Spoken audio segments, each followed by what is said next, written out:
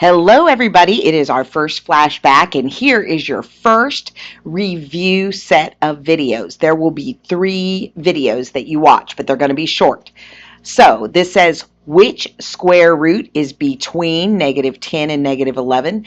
The first thing you need to do is to type every single one of those square roots into Desmos. Do not get rid of them. Keep them in there.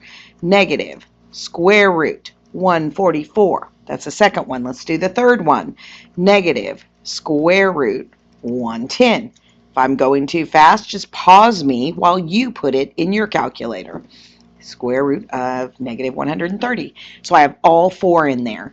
Now, when you're trying to figure out what's between, these square roots have these decimals. They equal those decimals. And we're trying to decide which of these decimals will fit between -10 and -11.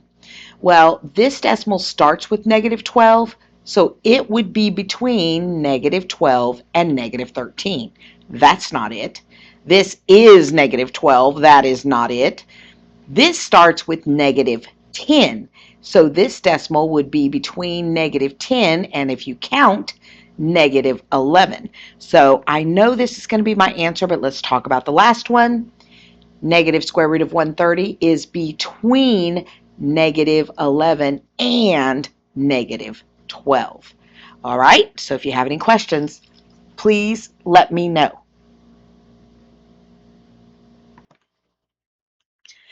Okay, so here we go. We are going to identify each number that is a perfect square.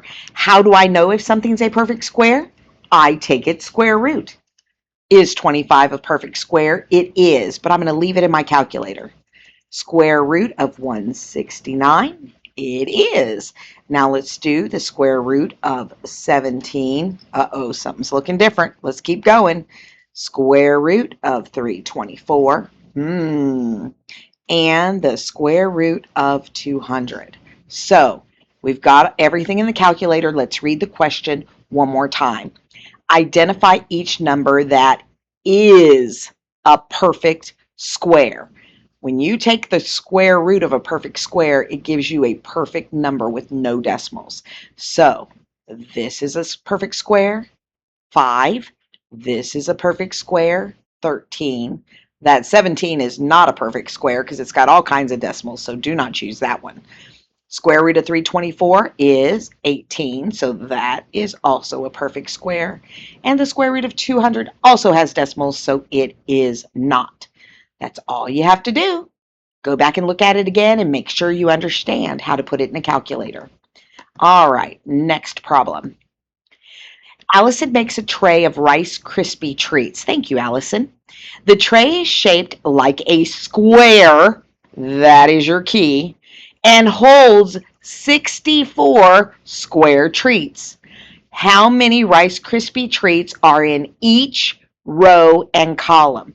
So it's asking how many Rice Krispie treats are along the edge of the square.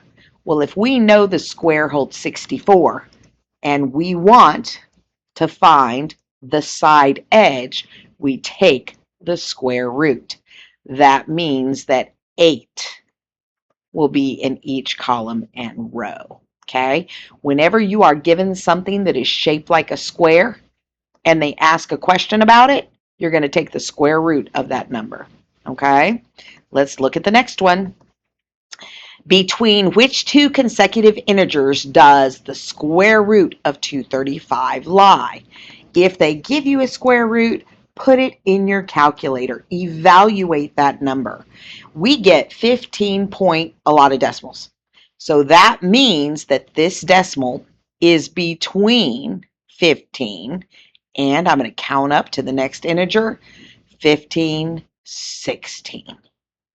So we know that this decimal right here fits between 15 and 16 on a number line. All right, I mistakenly did this one at the beginning, so you already saw it. Love you guys. Have a great day and do great on your test tomorrow.